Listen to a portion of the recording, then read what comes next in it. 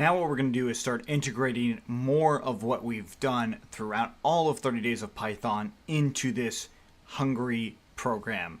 And we're going to do this by adding in new Python modules and then also adding in templates for text and HTML, basically bringing all this stuff together. So what we're doing in this one in particular, we are going to make a new Python module called utils.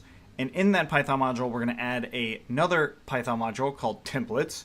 And that's what we'll do our template-like functions. So if I actually open up the Finder window into my folder for Hungry, I have this old source here. And of course, if you don't have it and you deleted it, you can definitely check out GitHub for all of this stuff.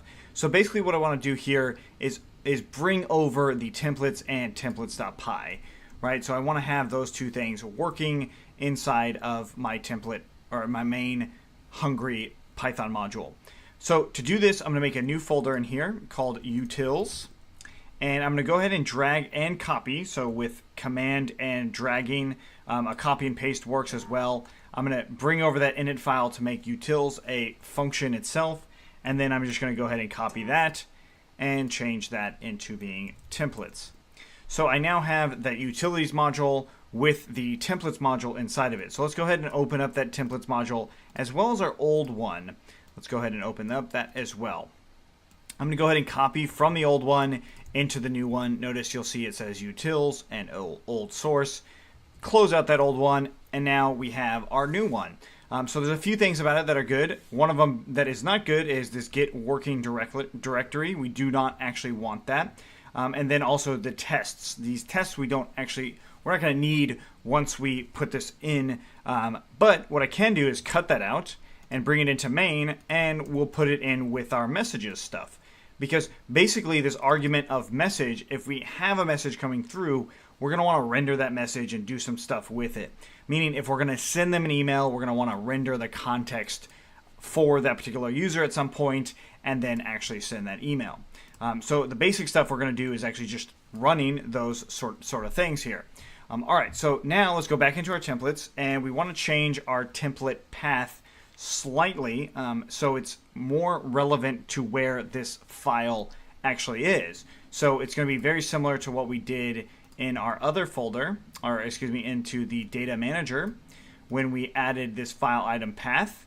It's going to be very similar to that, but instead we are going to be getting a path passed into it, and we want to get that path relative to the root of our project. So if we look at this, the root of our project is in here.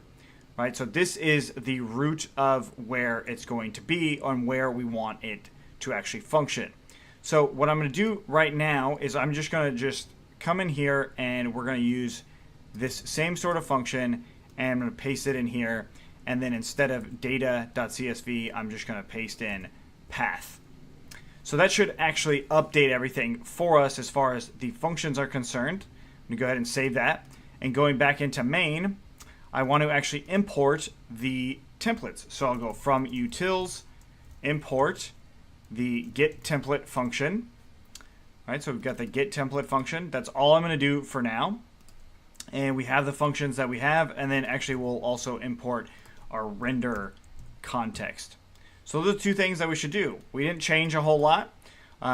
We just added a few things, and now we should be able to actually see the message stuff itself. So let's go ahead and try it out. I'm going to open up fresh new terminal windows here, and I'm going to change into the desktop, and I'll do Python Hungry. Press enter. We get an error with this importing of get template. So let's go back into our templates. It should make sense because we did from utils, not from utils.templates. Now it should actually work. Let's try that again. And now the import does work. And if I add message, it gives us, this is not a valid template path. Notice the template path that it's giving us. It's saying utils templates email message, right? So if I wanted it in the root of the Hungry Python module, I would just add one more of these on top of that file, paste that in, run it again, and now we've got that new template path. That's where we want it. So inside of here, I'm going to make another new folder and call it templates. And from our old source, we are going to copy those original templates in here. All right, run it again.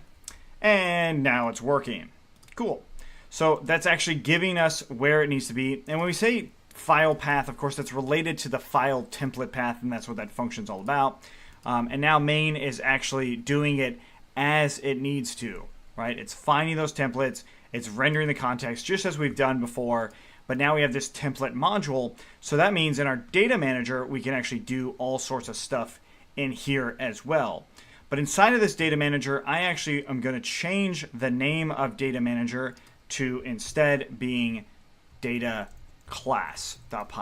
I'm going to keep data manager as a file, but data class is really where we're going to be working from here on out. So data class and data manager. Eventually, I'll be moving data manager into old source, but data class is going to be turning our data manager into a class, much like what we did already in one of the days that we worked on the classes itself. We actually have this hungry data, or sorry, not hungry data, but the message user class.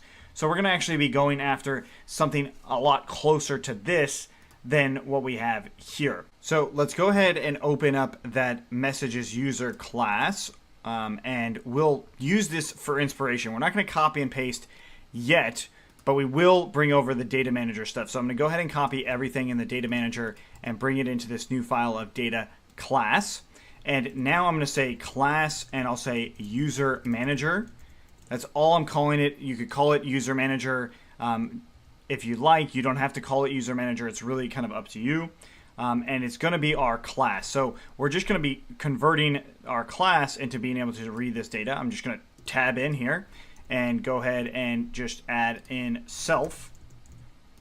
And there we go. So now we have our user manager. This is the class that will actually update our read data, or allow us to read our data. And instead of read data, I'm going to just say get user data. That makes a lot more sense. So user manager, get user data.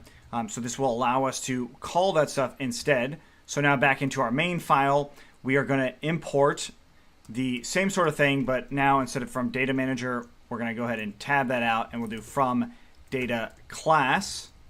We're going to import that user manager, right? So user manager, there we go. And then now down here with the read data, we'll do user manager dot get underscore user data, and just basically be changing just ever so slightly what it is that we're trying to do. So data class, user data manager.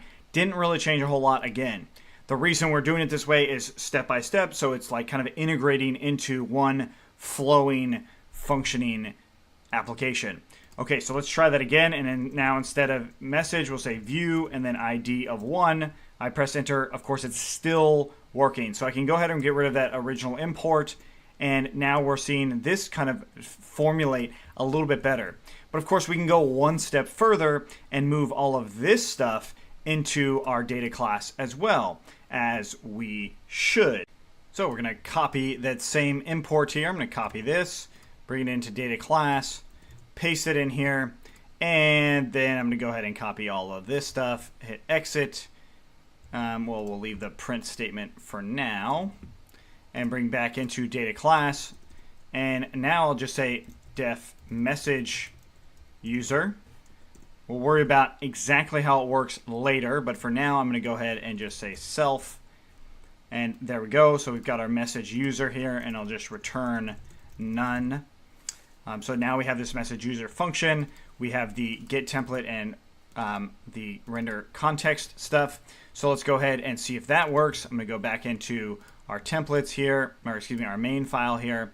And instead of get user data, we're going to print out message user. So we're just going to run that function of message user. We don't need to pass anything quite yet. And let's go ahead and run it and just message, press enter. And of course, there we go. We've got our messages now. So now this itself is a lot cleaner, as it should be, right? So it should absolutely be 100% cleaner than what we have here. And then of course, in our get user details in our data class, we can actually pass the user ID and email, so we don't need those two things in there. So I'm going to go ahead and do that, pass both of those things, and get rid of the last print statement. Save that, press up, we got our message, and we got our view. And then if I say email equals to, or I think we said e, and hello at teamcfe.com, and there we go. So email also works. Okay, great. So this stuff is really starting to come together. Now what we need to think about is reading the user data and then converting that read data into context that actually makes sense. Right now, that context does not make sense. It's just going off of one standard sort of thing. So that's what we'll have to do in the next one. If you have any questions on what we've done so far, let us know. Otherwise, we'll see you tomorrow.